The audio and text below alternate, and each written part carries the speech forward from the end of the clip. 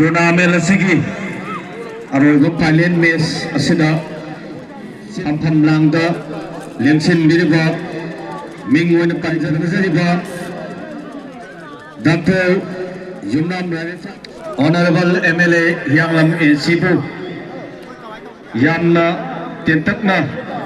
मतेक मतम थंबिना बहादुना सिंजल लांगजिरिबुगी मकेदगी नोलुचरी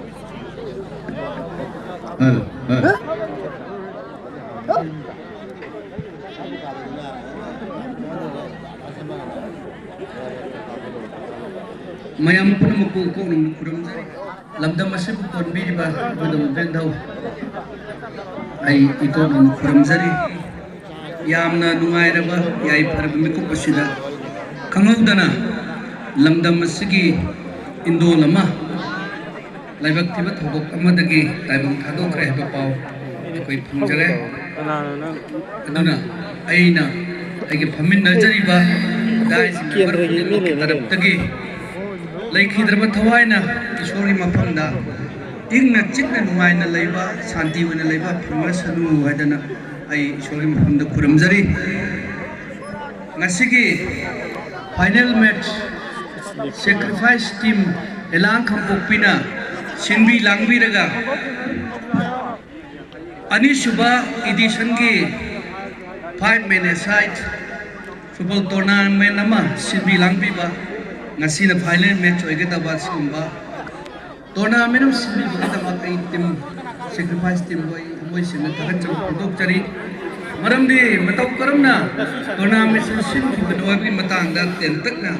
hana ai koi kino address bi matam na happy kre bi kharak khat na yam draba paisa kharak matam chana chang na punchun jaraga lamgam masjid lari batungi na harol sing ayeng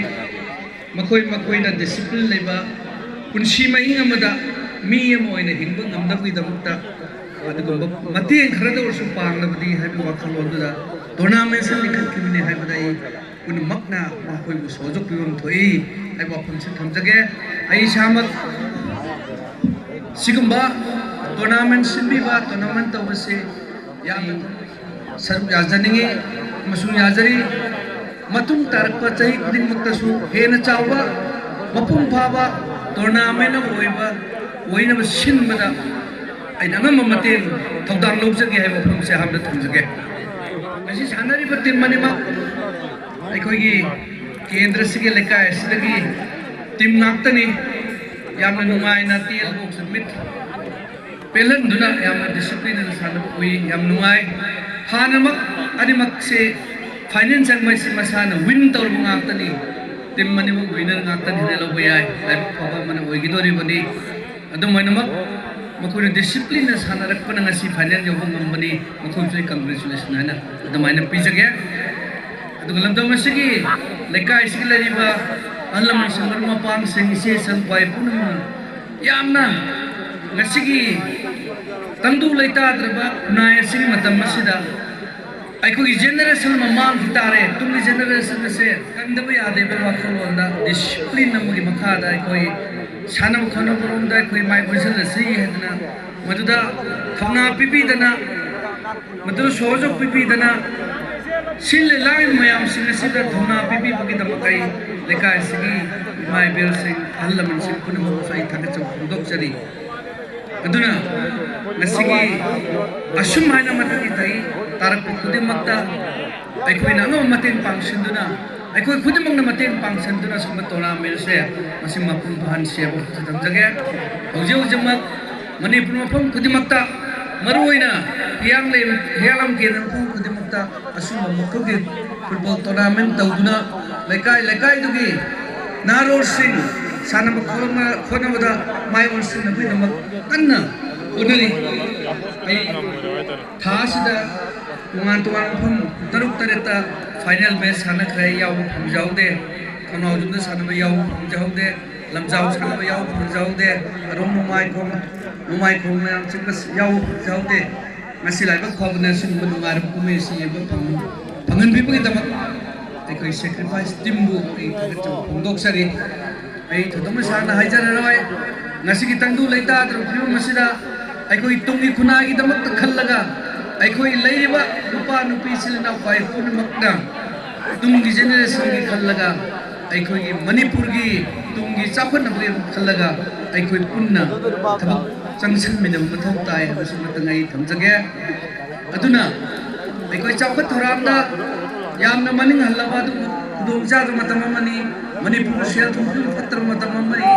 ꯑꯗꯨꯒ ꯑꯊꯨꯕ ꯃꯇꯝꯗ ꯑꯩꯈꯣꯏ ꯇꯨꯡꯗ ꯍꯟꯅꯔꯕ ꯆꯥꯎꯈꯠ ꯊꯧꯔꯥꯡꯒꯤ ꯊꯕꯛꯁꯤꯡ ꯑꯁꯦ ꯂꯝꯕꯦꯟ ꯊꯣꯡꯗ ꯅꯂꯥꯁꯦ ꯄꯨꯝꯅꯃꯛ ꯑꯁꯤ ꯃꯥꯡꯂꯣꯝ ꯆꯪꯁꯤꯟꯅꯕꯒꯤꯗꯃꯛꯇ ꯑꯩꯈꯣꯏ ꯑꯊꯨꯕ ꯃꯇꯝꯒꯤ ꯊꯥꯗꯒꯤꯗꯤ ꯑꯩꯅ ꯊꯥꯖꯖꯕꯗ ꯁꯔꯀꯥꯔ ꯑꯃꯁꯨ ꯁꯦꯝꯃꯅꯤ ꯃꯇꯝ ꯄꯨꯊꯣꯛꯔꯤꯕ ꯆꯥꯎꯈꯠ ꯊꯧꯔꯥꯡꯒꯤ ꯊꯕꯛꯁꯤꯡ ꯑꯁꯦ ꯀꯟꯅ ꯍꯣꯠꯅꯖꯗꯅ ꯑꯩꯈꯣꯏ ꯑꯇꯦꯟꯕ ꯃꯇꯝ ꯈꯔꯁꯤꯗ ꯄꯨꯊꯣꯛꯔꯤꯕ ꯗꯤꯕ꯭ꯂꯞꯃꯦꯟꯒꯤ ꯊꯕꯛꯁꯤꯡ ꯑꯁꯦ ꯃꯥꯡꯗ ꯏꯟꯈꯠꯆꯅꯕ ꯑꯩꯈꯣꯏ ꯊꯧꯅꯥ ꯄꯤꯅꯕ ꯋꯥꯐꯝ ꯑꯁꯤ ꯊꯝꯖꯕꯒ ꯂꯣꯏꯅꯅ ꯉꯁꯤꯒꯤ ꯁꯤꯜ ꯂꯥꯡꯉꯤꯕ ꯇꯣꯔꯅꯥꯃꯦꯟ ꯑꯁꯤ ꯌꯥꯝꯅ ꯍꯝꯕꯜ ꯑꯣꯏꯅ ꯏꯔꯩ ꯂꯩꯇꯅ ꯁꯤꯟꯕꯅꯤ ꯄꯤꯛꯅ ꯁꯤꯟꯕꯅꯤ ꯍꯥꯏꯕ ꯇꯥꯛꯄꯤꯕꯅꯤ ꯑꯩꯁꯨ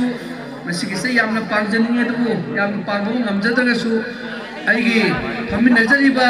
ꯀꯂꯤꯛꯁꯤꯡ ꯃꯌꯥꯝꯁꯤ ꯄꯨꯟꯁꯤꯟꯖꯔꯒ ꯑꯩꯈꯣꯏ ꯉꯁꯤꯒꯤ ꯇꯣꯔꯅꯥꯃꯦꯟꯁꯤꯗ ꯃꯇꯦꯡ ꯑꯣꯏꯅꯕ ꯂꯨꯄꯥ 50,000ꯗꯪ ꯑꯩ ꯃꯇꯦꯡ ꯄꯥꯡꯖꯔꯝꯒꯦ ꯍꯥꯏꯕ ꯋꯥꯐꯝꯁꯤ ꯊꯝꯖꯒꯦ ꯑꯗꯨꯒ ꯂꯩꯀꯥꯏꯁꯤꯒꯤ ꯅꯨꯡꯁꯤꯕꯤꯗꯨꯅ ꯏꯃꯥ ꯏꯕꯦꯜ ꯈꯜꯂꯒ ꯄꯨꯕꯤꯔꯛꯄ ꯌꯥꯝꯅ ꯊꯧꯅꯥ ꯍꯥꯞꯄꯤꯕ ꯅꯨꯡꯁꯤꯅ ꯂꯥꯛꯄꯤꯕ ꯏꯪꯈ꯭ꯔꯕ ꯃꯇꯝ ꯑꯁꯤꯗ ꯕꯣꯜ ꯂꯣꯏꯕ ꯌꯦꯡꯕꯤꯗꯨꯅ ꯊꯧꯅꯥ ꯍꯥꯞꯄꯤꯔꯤꯕ ꯏꯃꯥ ꯏꯕꯦꯜꯁꯤꯡꯗꯁꯨ ꯑꯩ ꯆꯥ ꯊꯛꯅꯕ ꯂꯨꯄꯥ 4,000 ꯈꯛꯇꯪ ꯑꯩ ꯈꯨꯗꯣꯜ ꯇꯝꯖꯒꯦ ꯍꯥꯏꯕ ꯋꯥꯐꯝꯁꯤ ꯊꯝꯖꯔꯒ ꯁꯦꯀ꯭ꯔꯤꯐꯥꯏꯁ ꯃꯇꯝ ꯈꯨꯗꯤꯡꯃꯛꯇ ꯆꯍꯤ ꯈꯨꯗꯤꯡꯃꯛꯀꯤ ꯍꯦꯟꯅ ꯆꯥꯎꯕ ꯍꯦꯟꯅ ꯑꯥꯔꯊ ꯂꯩꯕ ꯃꯄꯨꯡ ꯐꯥꯕ ꯇꯣꯔꯅꯥꯃꯦꯟ ꯁꯤꯟꯕ ꯉꯝꯕꯤꯌꯨ ꯍꯥꯏꯕ ꯋꯥꯐꯝꯁꯤ ꯊꯝꯖꯔꯒ ꯇꯣꯔꯅꯥꯃꯦꯟꯁꯤꯗ ꯉꯁꯤ ꯐꯥꯏꯅꯦꯜ ꯃꯦꯠꯆꯁꯤꯗ ꯁꯔꯨꯛ ꯌꯥꯔꯤꯕ ꯇꯤꯝ ꯑꯅꯤꯃꯛ ꯑꯣꯜ ꯗ ꯕꯦꯁ ꯍꯥꯏꯕ ꯋꯥꯐꯝꯁꯤ ꯊꯝꯖꯔꯒ ꯄꯨꯝꯅꯃꯛꯇ ꯕꯤꯗꯥꯏ ꯂꯧꯖꯒꯦ ꯖೈ ꯃꯅꯤꯄꯨꯔ ꯌꯥꯏꯐꯔꯦ ꯃꯅꯤꯄꯨꯔꯅ ꯌꯥꯏꯐꯔꯦ थागतसरी जय हिंद मणिपुर मणिपुरना याफरे टूर्नामेंट असिदा सिगुमलबा मसेगी फाइनल मैच असिदा चीफ गेस्ट की फंफम लांगदा लेक्सिन बिरिबा कायखुनजरिबा doctor Yumnam Radheshyam Singh honourable MLA यांगलम मेसिबु तायसिना हजी हजी इरमदम मसेदा थोलिबा क्राइसिस अमसुंग तुंगदा लाकदबा डिवेलपमेंट के मतंगदा वही ममन यामलबो वही कया थंबिरमने लोइना लोइना सिगुमलबा सिंजल लांगजरिबा अखोइना यामना वाना होनजरक्तुना टूर्नामेंट सिल्लांबा कुदुंगमक पगी ऑनरेबल ना खंबिदुना सिगुमलबा ngasiगी टूर्नामेंट असदा लुपा 50,000 लामिनारीबा ख्वाई पुल्लगा सिंह याकई पिबिरमगिदमकसु सेंट्रल चाकुल खोंथां इलाका बोपी मखा लेकायना हलनाना मतम खुदिमक्ता तौरब खुदिमक्ता मंगल ओबो ओरसनो हाइबा वफमसी थमजबो लोइनाना नलुना इकाई खुना उचजरी